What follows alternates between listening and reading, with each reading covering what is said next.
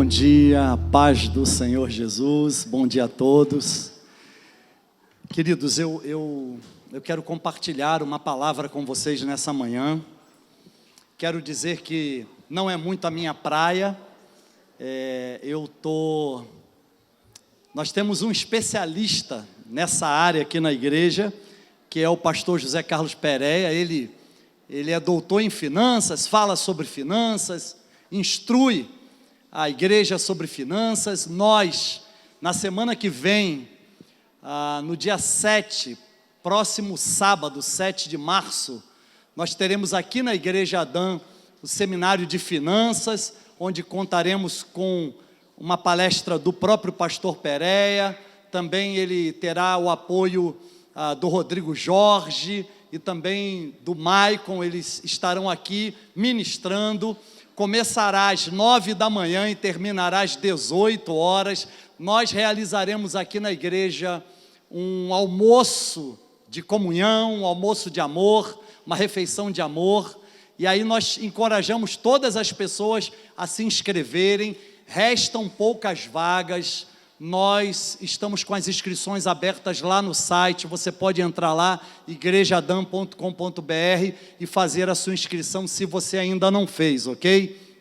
Eu quero pedir que você priorize isso, porque é uma forma de instrumentalizar a igreja nessa área, na área da finança, que é tão importante, tão assim, relevante para os dias de hoje, nas nossas vidas. E mais, nós estamos avançando. A igreja, ela está aí em vias de iniciar a reforma do novo local, lá no setor de Clubes Sul. Graças a Deus, a gente está estudando a possibilidade de manter também esse lugar. Não decidimos, estamos em oração, mas realmente estamos orando, porque se for da vontade de Deus, a gente mantém esse lugar. Também temos lá uma célula que está reunindo em Luiz Eduardo Magalhães, na Bahia. Nós estamos lá cuidando de um grupo de irmãos. Vamos enviar um casal de pastores da igreja para acompanhar mais de perto os irmãos de Luiz Eduardo Magalhães.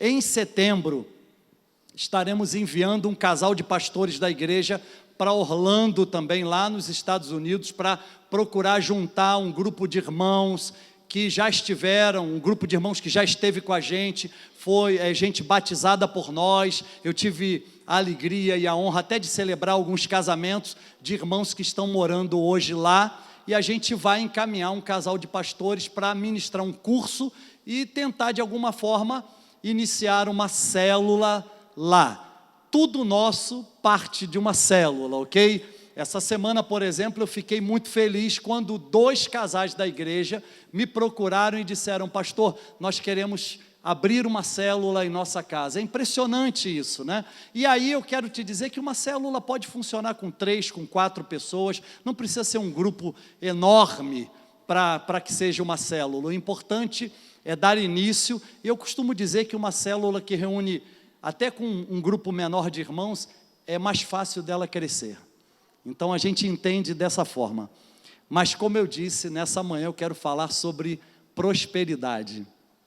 Eu quero falar sobre riquezas de Deus para nós, ok? Esse é o tema da mensagem dessa manhã.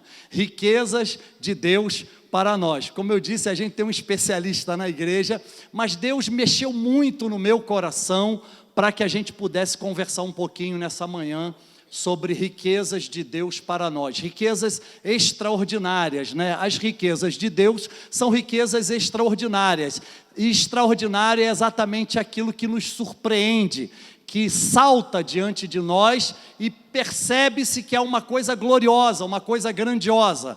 Então eu separei uma porção da palavra de Deus, onde Paulo, ele escreve a uma igreja que ele próprio plantou, a igreja dos Filipenses, a igreja lá na Macedônia, a igreja de Filipos, ok? Paulo plantou essa igreja na sua segunda viagem missionária.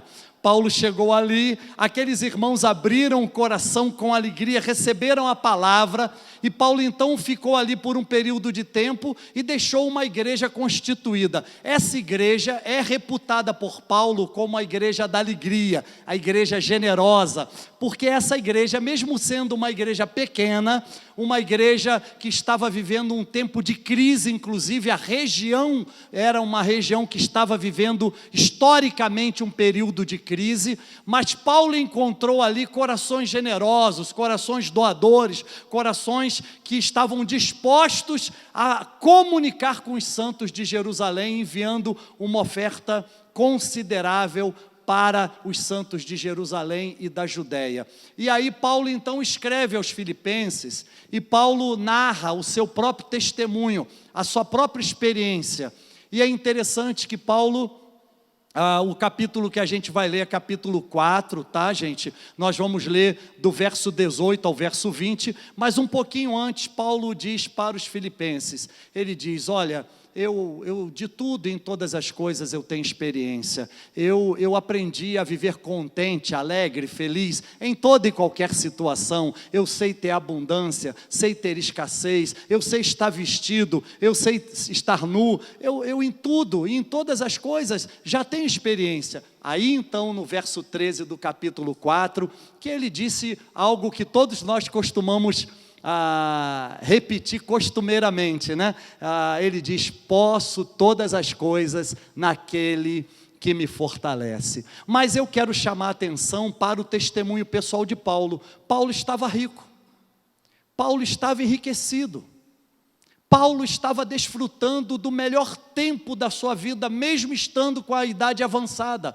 Paulo estava vivendo numa riqueza extraordinária, uma riqueza de Deus para a vida dele. E nessa manhã eu quero, de alguma forma, que o Espírito de Deus possa tocar a sua vida e trazer ao seu coração a conscientização de que você é rico no Senhor, ok? E aí a porção da palavra de Deus que eu separei diz assim, mas bastante tenho recebido e tenho abundância, cheio estou, depois que recebi de Epafrodito o que da vossa parte me foi enviado, como cheiro de suavidade e sacrifício agradável e aprazível a Deus.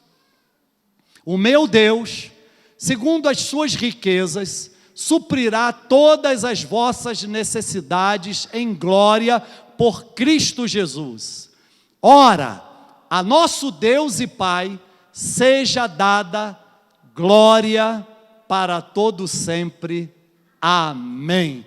Queridos, é interessante demais essa carta de Paulo aos Filipenses, porque Paulo, ele fala aos Filipenses o seguinte, que tudo que ele tinha, capítulo 3, a partir do verso 6, tá? Não precisa projetar não, mas no capítulo 3, a partir do verso 6, ele diz assim, até o 8, ele diz, olha, porque eu não considero mais nada como algo importante para mim, eu aprendi a perder as coisas, e ele diz assim, olha, porque tudo que eu tinha eu reputei como esterco, ele reputou como perda, ok? Tudo aquilo que para ele era lucro, agora já não fazia mais parte de uma lucratividade, era perda, e ele disse assim, olha, eu fiz tudo isso a fim de ganhar a Cristo e ser achado nele. E aí então o apóstolo Paulo agora, ele dá um testemunho, ele diz, bastante eu tenho, eu estou cheio, eu fui enriquecido por vocês. E aí é interessante a gente perceber que a Bíblia mostra para nós,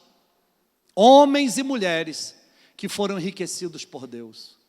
A palavra de Deus, ela por si mesma é próspera.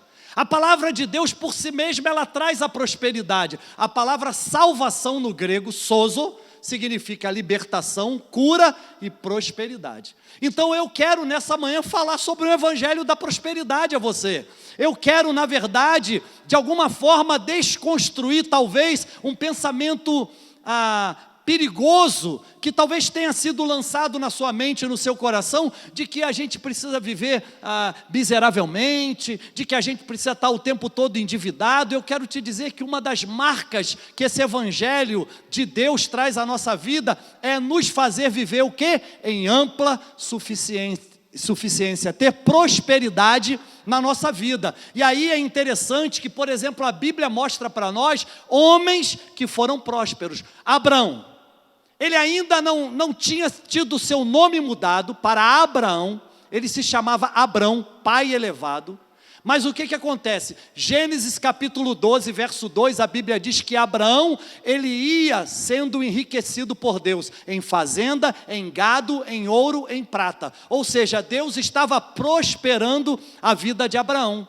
Quando Abraão e Ló se desincompatibilizaram, os pastores de Ló tiveram uma contenda com os pastores de Abraão, o que aconteceu? Abraão chega para o seu sobrinho Ló e diz: Ló, escolhe a parte da terra que você e sua família vão habitar.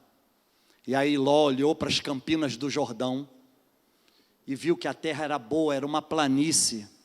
E aí Ló escolheu as campinas. E Abrão foi para o alto de uma montanha.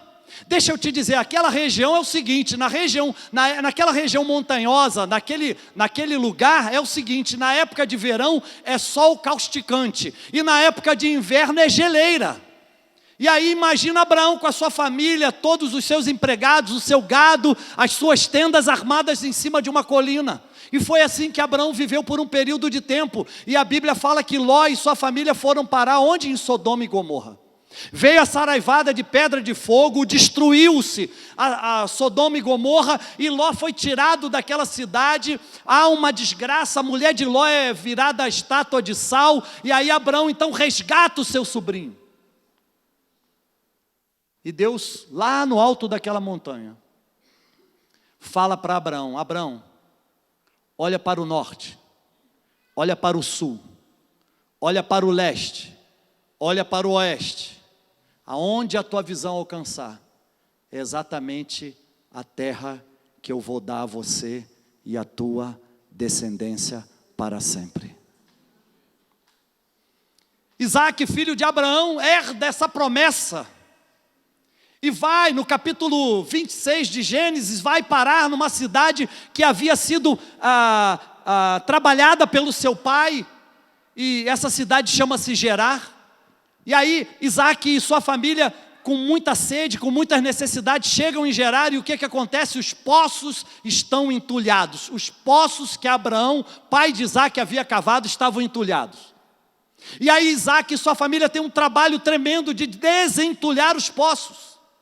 Mas a Bíblia diz que ao acabarem de desentulhar os poços, brotou água viva daqueles poços. E a necessidade que Isaac tinha foi suprida. Jacó, filho de Isaac, ele também constrói a sua família. Ele vai casar com uma filha de seu tio Labão, acaba havendo uma troca, ele acaba se casando com uma outra, Leia ou Lia, e aí depois então é que ele recebe a sua esposa, e aí ele tem que trabalhar duramente para o seu sogro. Durante períodos de tempo ele trabalhou, mas olha que coisa interessante, que é a marca da prosperidade de Deus na vida de Jacó. Jacó começa com um pequeno rebanho caprino, cuidando desse rebanho em meio ao deserto. E aí Deus dá uma estratégia de como multiplicar aquele rebanho, como prosperar. E aí Jacó obedece a Deus e Jacó começa a ser próspero. E a Bíblia fala que Jacó então foi engrandecido e prosperou muito. Mas ele ainda era um peregrino.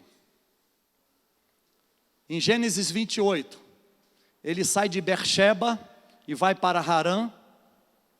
E no meio daquele caminho, no meio do deserto, ele cansado, esgotado, ele pega uma pedra e faz o seu travesseiro. E ele deita, e ele dorme, e de repente ele tem um sonho. E nesse sonho aparece uma grande escada, que vinha da terra e tocava os céus. E ele via anjos de Deus subindo e descendo naquelas escadas.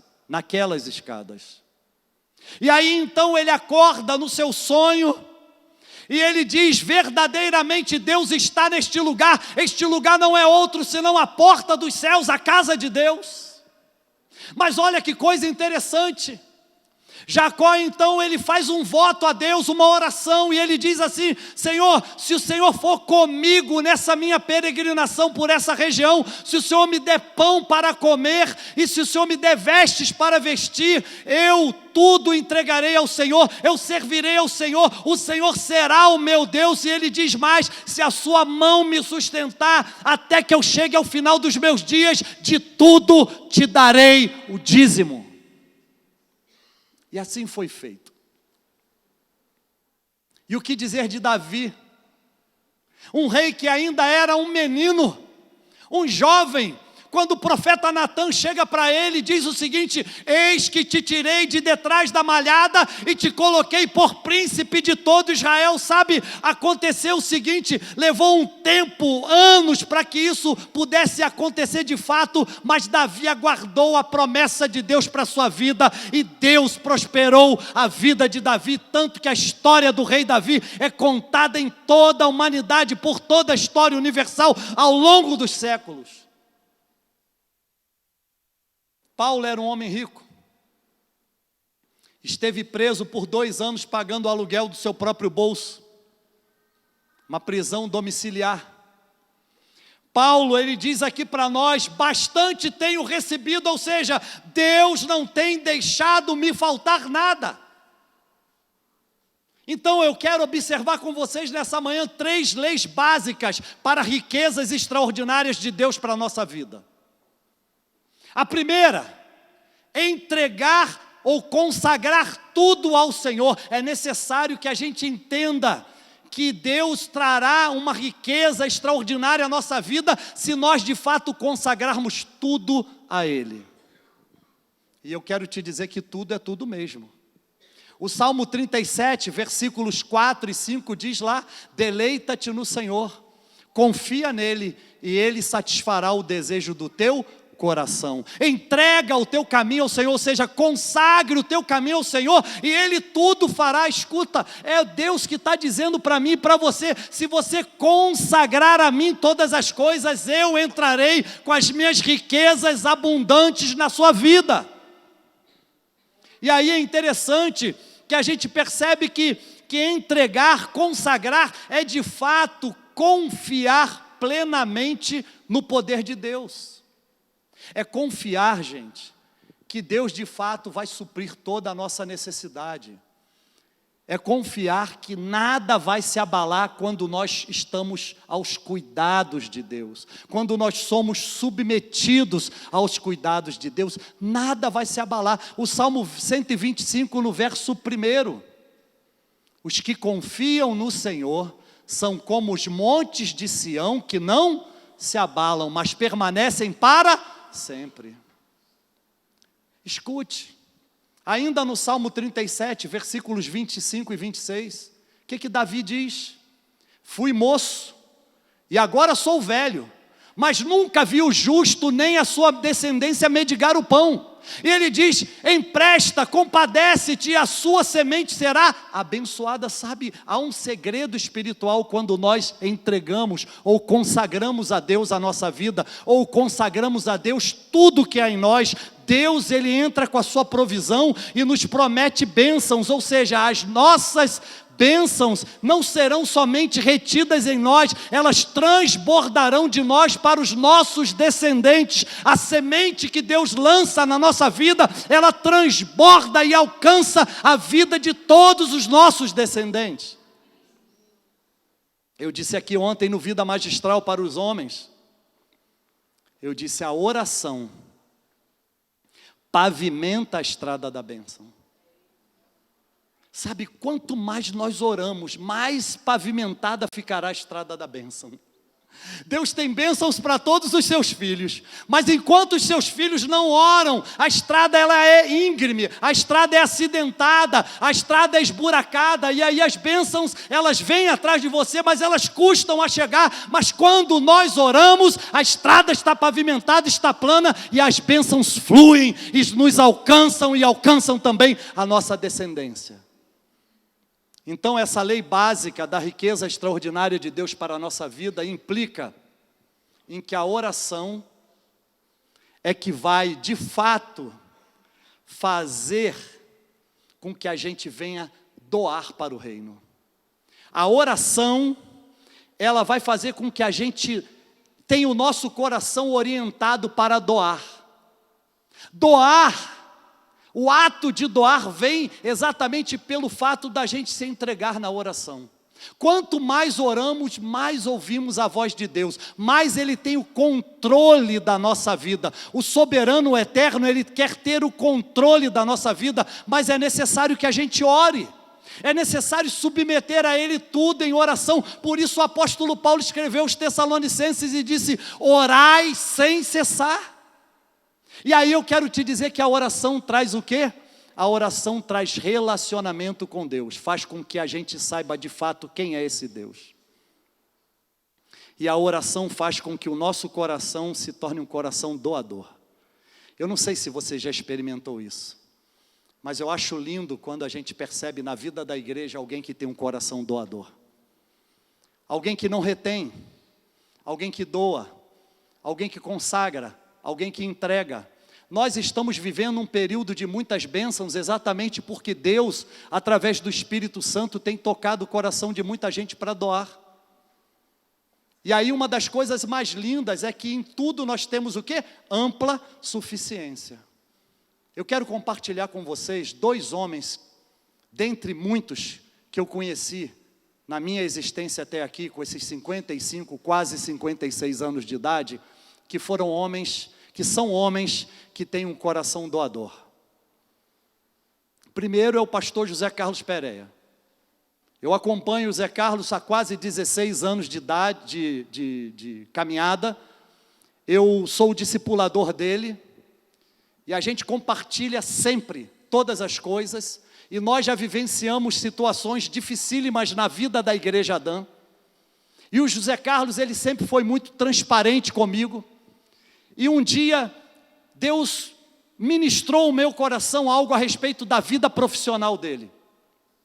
O que eu imediatamente marquei com ele, conversamos, e aí eu entreguei a revelação de Deus para a vida dele, a respeito da vida profissional dele.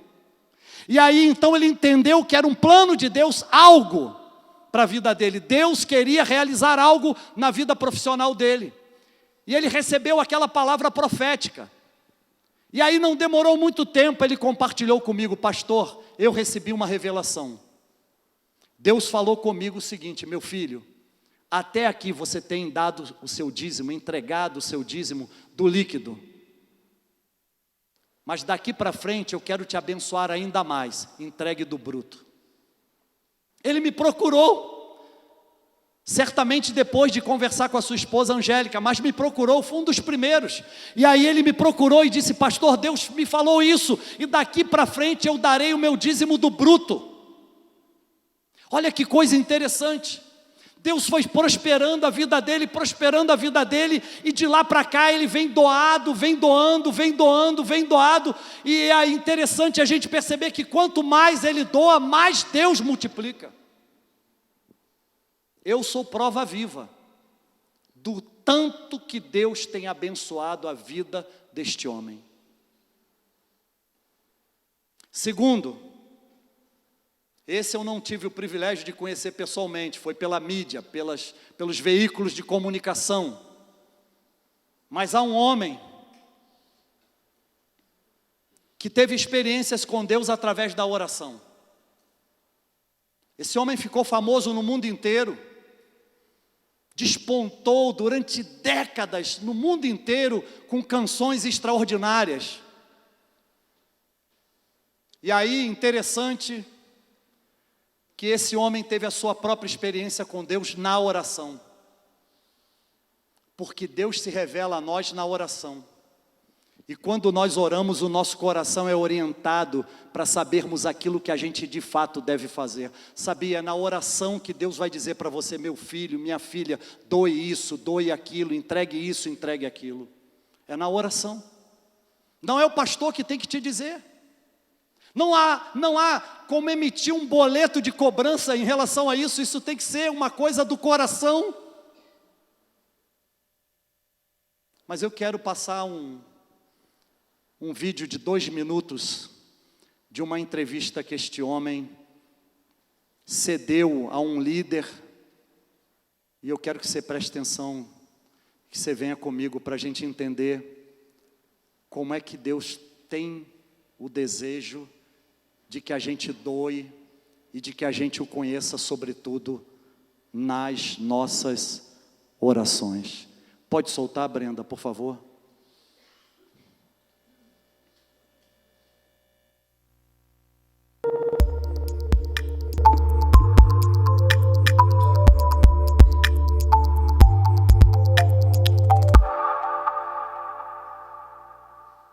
I look to the scriptures for poetic truth, as well as the sort of historical stuff I'm interested in. And of course there was a historical Jesus. No, I'm talking about God. Oh, right. And do well, you... I see the person of Christ is my way to understand God. Do you pray? Yes. To whom or what do you pray? To and in Christ. what way? To Christ. Yeah. And what do you pray for? I pray to get to know the will of God, because then the prayers have more chance of coming true. I mean, that's the thing about prayer, isn't it? I mean, we don't do it in a very lofty way in our family. It's just a bunch of us on the bed, usually. We have a very big bed in our house. And we've prayed with all our kids. We read the scriptures, we pray. It's not even regular. Sometimes if we go to church on a Sunday, we go when the church is ended, and we'll just go in on our own as a family.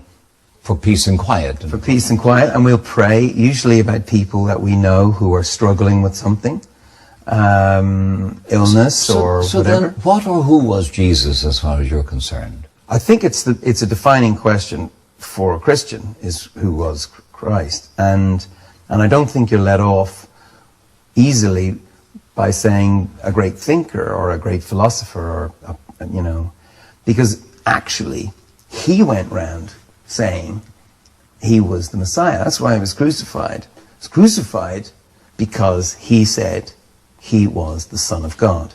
So he either, in my view, was the Son of God, or he was not. No, nuts. Nuts, yes. Forget rock and roll messianic complexes. This is like, Charlie Manson type delirium.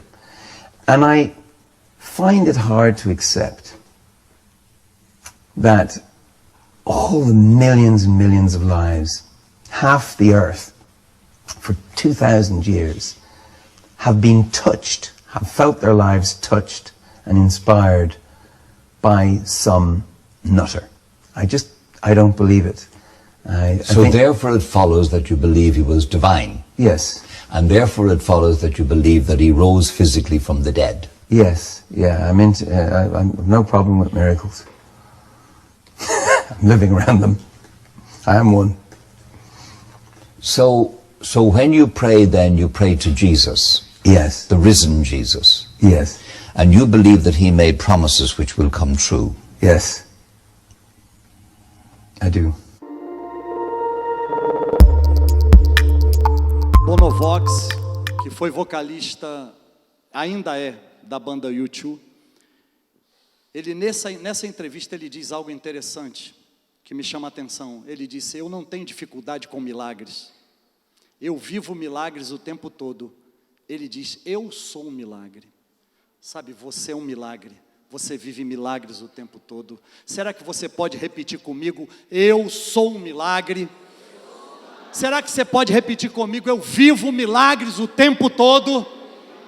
Será que você pode virar para a pessoa que está do teu lado e dizer para ela: você é um milagre?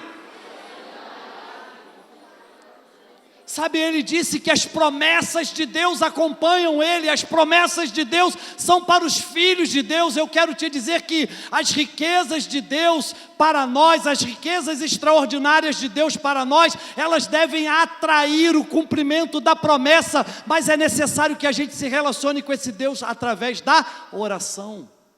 Por quê, gente? Porque a oração é que vai falar para mim e para você: olha, doe isso, doe esse tanto, faça isso, faça aquilo outro. O apóstolo Paulo, em Atos capítulo 20, versículo 35, ele reunido com a igreja de Éfeso, ele diz uma coisa interessante. Ele diz: recordemos as palavras do Senhor Jesus Cristo, que disse: melhor, mais bem-aventurada coisa é doar do que receber. Foi Jesus que falou isso. E Paulo lembrou, alguém havia contado isso para Paulo, porque em nenhum outro texto bíblico tem isso, gente. Paulo ficou sabendo que em certa ocasião Jesus havia dito isso. Será que a gente pode repetir isso também? De uma forma profética? Olha aqui que coisa interessante. Tenho-vos mostrado tudo que trabalhando assim é necessário auxiliar os enfermos e recordar as palavras do Senhor Jesus que disse: mais bem-aventurada a coisa é dar do que receber. Vamos recitar todos esse versículo. Mais bem-aventurada coisa é dar do que receber.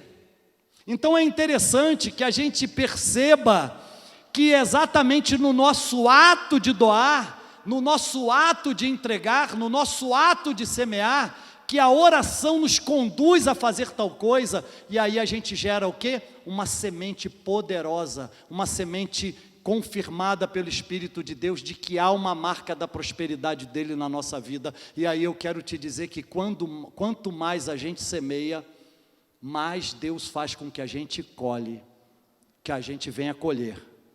Gálatas capítulo 6, versículos 7 a 9, por favor. Não erreis. Deus não se deixa escarnecer, porque tudo o que o homem semear, isso também ceifará. Porque o que semeia na sua carne, da carne ceifará corrupção, mas o que semeia no Espírito, do Espírito ceifará a vida eterna. E não nos cansemos de fazer o bem, porque a seu tempo ceifaremos, se não houvermos desfalecido. Ou seja, se não houvermos desesperançado, paralisado. Deus quer que a gente continue rompendo. Sabe, uma das coisas que Deus mais quer que a gente venha fazer nesse século 21 é continuar rompendo pela fé através das nossas doações, semeando na vida das pessoas, semeando na vida da igreja, semeando na vida do reino. Uma das coisas mais lindas que a gente pode perceber é que Deus está dando para nós uma coisa maravilhosa, a possibilidade da gente doar, da gente fazer o bem.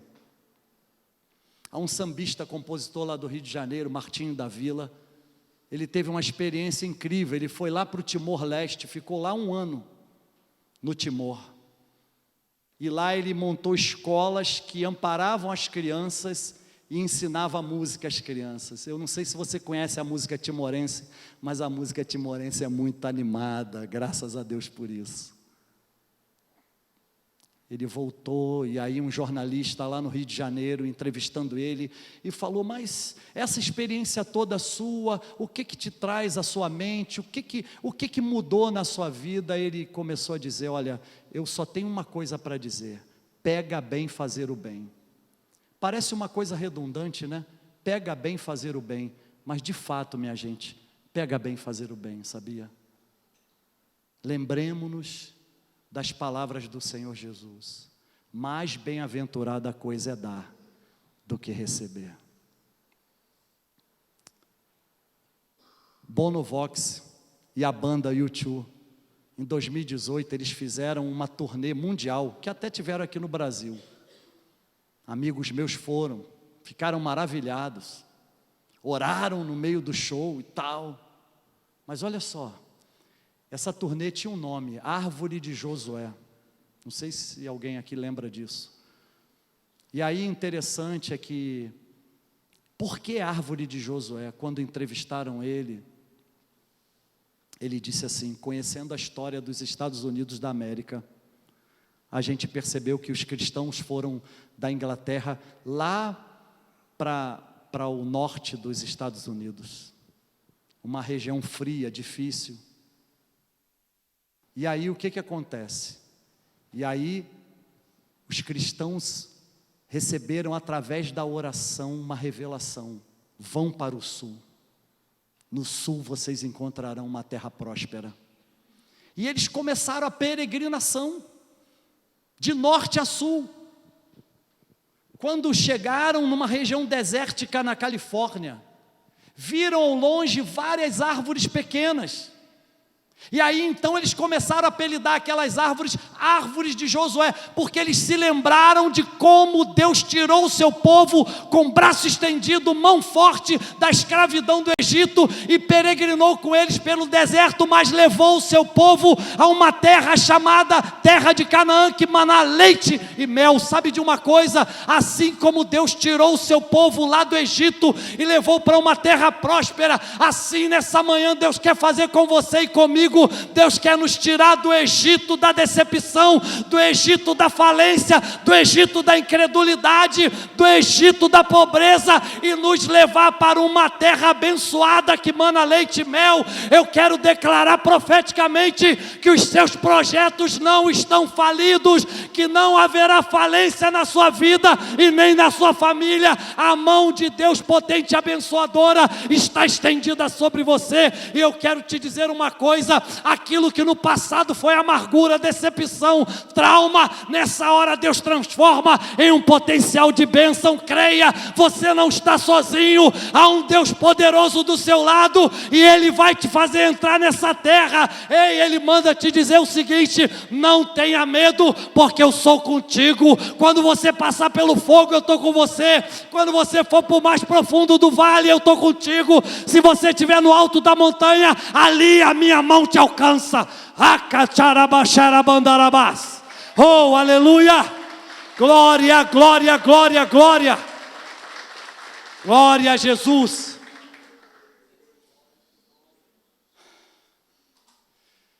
Eclesiastes 11:1: lança o teu pão sobre as águas, porque depois de muitos dias o achará. Lança o teu pão sobre as águas. Esse é o comando de Deus para nós. Sabe, o que mais Deus quer nessa hora é que a gente creia, que a gente acredite. É Deus que está mandando, então eu vou.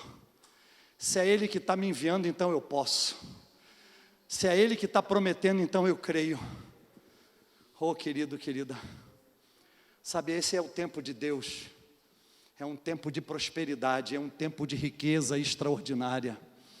É um tempo de ver a nossa sementeira aumentando. Pastor, mas será que isso pode acontecer? Será que de fato eu posso, através da oração, crer e doar mais e mais? O apóstolo Paulo, ele pega o exemplo da igreja de Filipos e escreve aos Coríntios para mostrar que às vezes do nada Deus faz sair o tudo. A igreja de Filipos era uma igreja pobre que estava vivendo uma crise. A igreja de Corinto, uma igreja rica, tinha tudo. Mas olha só, 2 Coríntios capítulo 8, versículo 9. 2 Coríntios 8, 9. Paulo escrevendo aos Coríntios: porque já sabeis a graça de nosso Senhor Jesus Cristo, que, sendo rico, por amor de vós, se fez pobre, para que pela sua pobreza enriquecesses, ou seja, se tornassem ricos. É na pobreza de Jesus que cada um de nós que cremos no Senhor nos tornamos ricos. Deixa eu te falar, não foi barato. Não foi barato. Deus doou, Ele não poupou o seu próprio filho, Ele entregou o seu filho por nós. Sabe o que acontece? Ele não poupou, Ele entregou o seu filho. Romanos capítulo 8, versículo 32. Sabe de uma coisa? Deus, aquele que nem mesmo o seu próprio filho poupou, antes o entregou por todos nós, como nos não dará também com Ele todas as coisas? Sabe de uma coisa? Foi caro, não foi barato. Não deixe de valorizar o sacrifício de Jesus na cruz. Ele morreu na cruz do Calvário para apagar o pecado que estava lançado sobre cada um de nós. Foi caro. Deus, amando o seu próprio Filho, deu o seu Filho para morrer na cruz por nós. Então isso não é barato. E aí eu quero te dizer que é exatamente por não ser barato que a gente precisa valorizar. E é exatamente por não ser barato que não importa o momento que a gente esteja vivendo, da pobreza, Ele gera fortuna. Deus é mestre em do nada fazer tudo. Segundo aos Coríntios, capítulo 8, versículo 1. Também, irmãos, Paulo falando aos Coríntios da igreja de Filipos. Corinto, uma igreja rica, Filipo, uma igreja pobre. Também, irmãos, vos fazemos conhecer a graça de Deus dada às igrejas da Macedônia, onde estava Filipo. Como em muita prova de tribulação houve abundância do seu gozo, da sua alegria. Ué, peraí, mas não está vivendo tribulação, crise? Como é que está havendo abundância de alegria? Já parou para pensar nisso?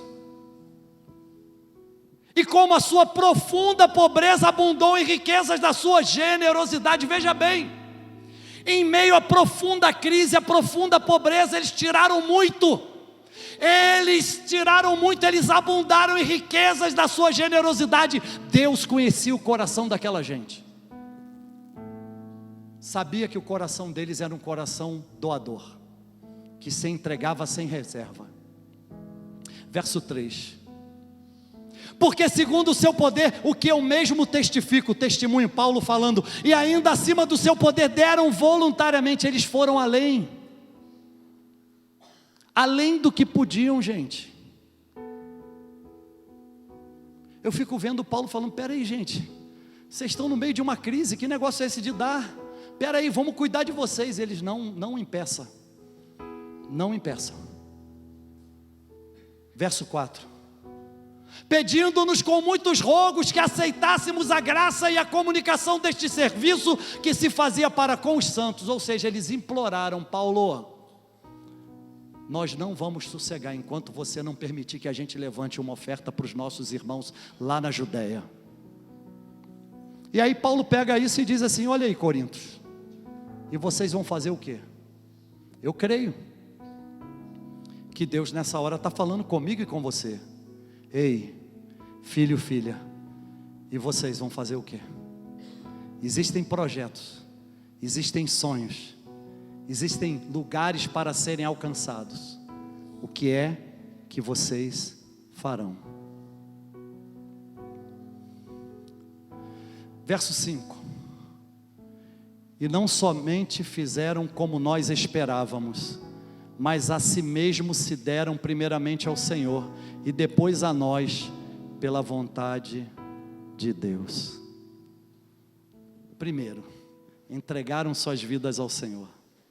Segundo, contribuíram para a manutenção dos apóstolos. Por isso Paulo disse, eu bastante tenho, cheio estou. Por quê? Porque vocês semearam na minha vida, então eu estou farto, eu estou rico. E depois eles dizem assim, e agora nós, pela vontade de Deus, eles compreenderam o plano de Deus para a vida daquela igreja. Terceiro ponto dessa lei básica da riqueza extraordinária de Deus para a nossa vida, é que Jesus, Ele supre todas as nossas necessidades. A riqueza de Deus é do tamanho da nossa necessidade. O que é que você precisa? O que é que te falta? O que é necessário para você hoje, agora? Exatamente até aí que vai a riqueza de Deus, porque Deus, Ele te ama tanto, que Ele vai te dar na medida certa. Uma das coisas mais lindas que podem acontecer na vida de um servo e de uma serva de Deus, é exatamente entender que as riquezas extraordinárias de Deus estão acessíveis. Sabe, nessa manhã, Deus quer fazer com que a gente saia daqui hoje, nessa bela manhã de domingo, dia 1º de março, Deus quer que a gente saia daqui com a consciência tranquila de que tudo de fato que é nossa vida está nas mãos daquele que pode todas as coisas. Deixa eu te falar, quando Deus chama alguém, Ele vai à frente. Deus chamou Moisés aos 40 anos de idade, levou 40 anos trabalhando na vida de Moisés, altos e baixos, conhece alguém assim? Eu me conheço a mim mesmo, eu sei o tanto que esse Deus vem trabalhando. Mas quando Moisés e o povo de Deus, quando eles saíram do Egito para Canaã, Deus começou a fazer milagres, abriu o mar vermelho, o povo passou seco, Faraó e seus cavaleiros foram precipitados, o mar se fechou em cima deles. Quando eles estavam no deserto, mandou o maná, que até hoje ninguém sabe o que era, mas uma coisa nós sabemos, era a provisão de Deus para aquela gente naquele momento. Durava um dia, mas dia após dia Deus sustentava eles com o maná do céu. Durante a noite, quando eles andavam no deserto, uma coluna de fogo era erguida diante dos seus olhos. Durante o dia, uma coluna de fumaça.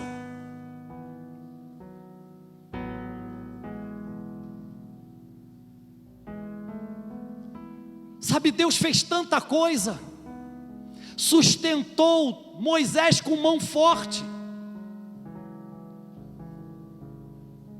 fez com que Moisés liderasse aquela gente toda, acreditando que nunca, jamais faltaria nada. Escute, as riquezas extraordinárias de Deus na vida de Moisés provaram para todas as gerações futuras que esse Deus é um Deus que promete e cumpre. Por isso nenhuma sandália dos pés deles desgastaram, nenhuma veste eles precisaram trocar. Isso é incrível, mas esse é o nosso Deus. Eu quero te convidar a ficar em pé nessa hora.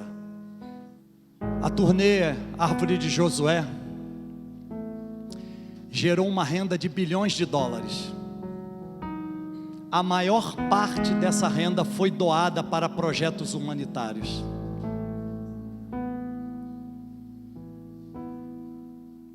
Quando eu vejo uma coisa dessa, eu digo: uau, Deus é tremendo.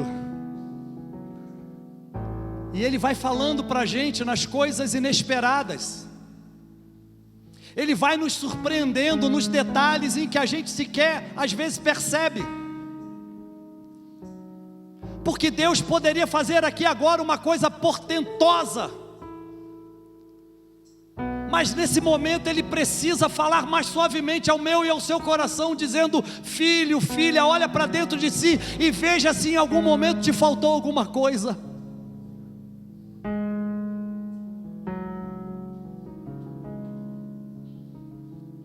Sabe, é um evangelista que eu tive a alegria de ouvi-lo pregar no deserto da Judéia, à beira do Mar Morto. Chama-se Daniel Kolenda. E ele tem um projeto extraordinário.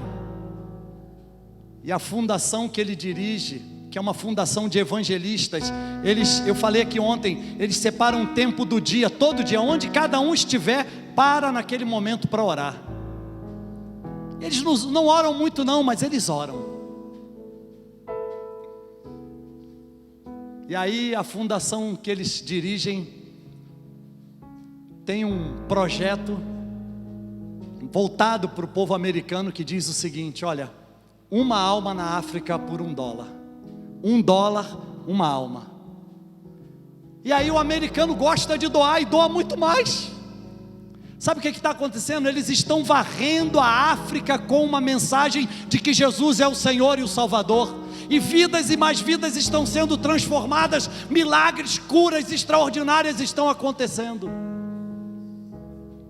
Porque um jovem nos seus 30 e poucos anos, bisneto de pastor, neto de pastor, filho de pastor, recebeu essa herança. de ir e pregar o Evangelho.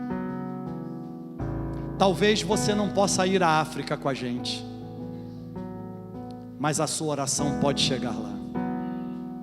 Talvez você não possa ir à África, lá em Moçambique, com a gente na inauguração da escola, mas os seus recursos financeiros podem fazer com que, além da escola, outras escolas e outros projetos venham se desencadear lá.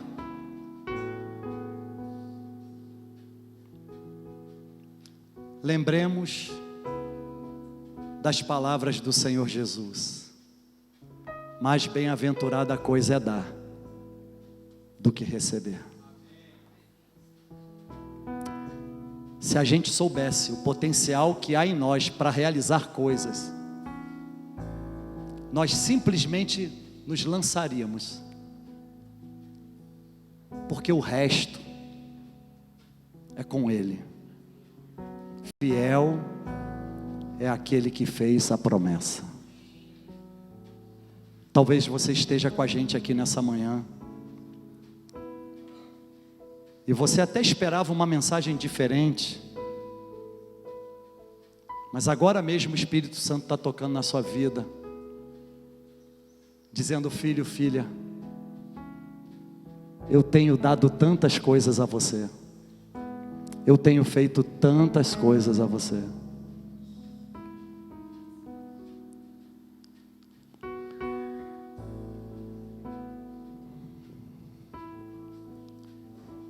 Quando eu falo de riqueza, não falo tão somente das finanças. Eu falo da riqueza espiritual, a saúde emocional, a mente sarada, o corpo bem cuidado, casamento blindado, os filhos bem educados. Mas eu tenho aprendido na Bíblia de que um dos gestos proféticos que atraem as bênçãos de Deus para a nossa vida é de fato o ato de contribuir com as nossas finanças. Então eu quero convidar os obreiros a colocarem aqui os gasofiláceos nessa hora.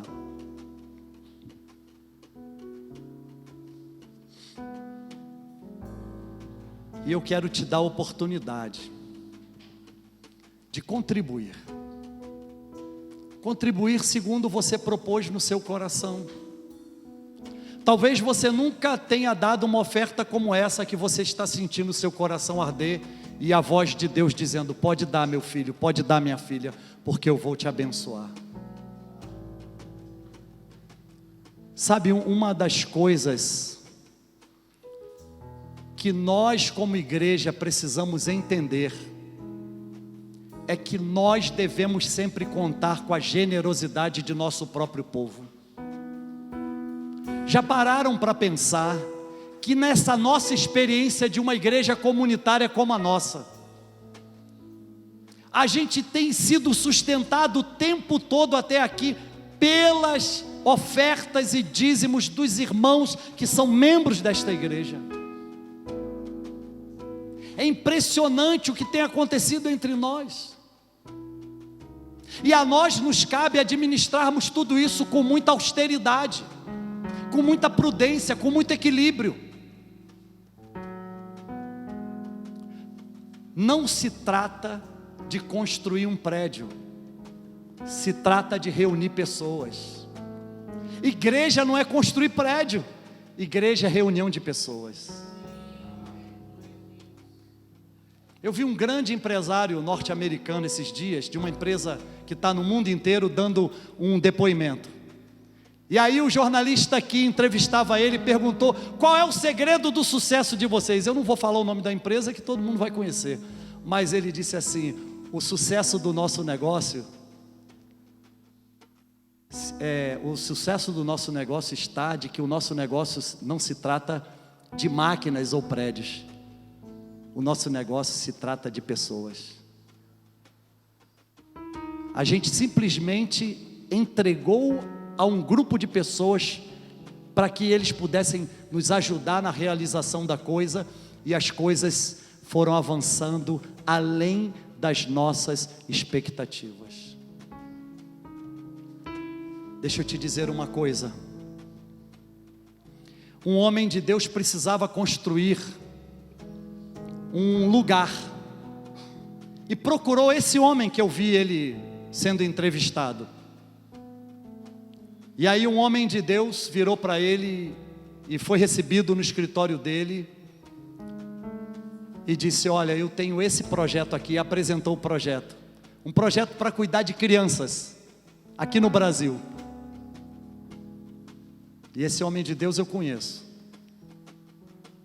E aí então foi lá nos Estados Unidos, na casa desse homem, e teve uma conversa rápida com ele, e apresentou o seu projeto, e disse: eu quero muito ver esse sonho meu se tornando uma realidade. E aí esse homem, que esses dias eu vi a entrevista dele, onde ele disse que o negócio dele não se trata de máquinas ou de prédios, mas sim de pessoas, de relacionamento. Ele perguntou a esse líder: olha, quanto é que você precisa? Eu preciso de $1 milhão. Ah, você precisa de $1 milhão? Tá bom.